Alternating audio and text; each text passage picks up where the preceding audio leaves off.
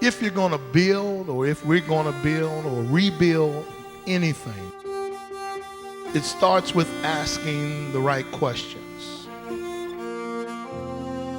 When you look at chapter 1 of Nehemiah, and you look at verse number 2, when Nehemiah encounters some of his friends and families who have just returned from visiting Jerusalem, Nehemiah asks them the question.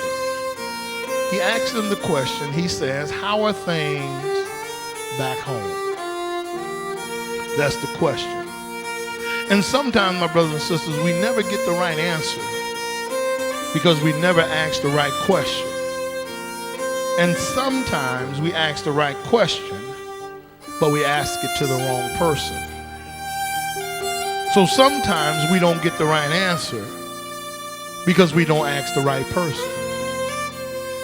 So Nehemiah asks the question, and Nehemiah says, how are things back home?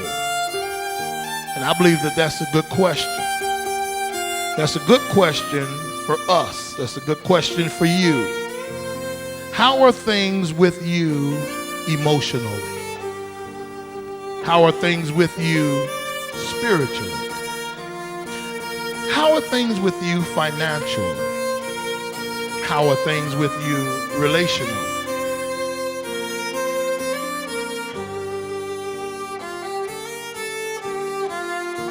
You look like you got things going on. Amen. You look like you have crossed all your T's and dotted all your I's. But I'm not concerned with what you look like up in here. The question is, how are things back home?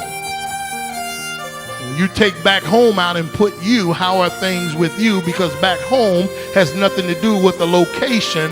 Back home and what we're dealing with today has to do with how are things with you eternally. How are things internally?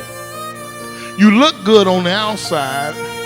You look like you got your head together. But I need to ask the question, how are you doing when nobody is around? How are you processing your thoughts? How are you handling temptation? How are you inwardly, not outwardly?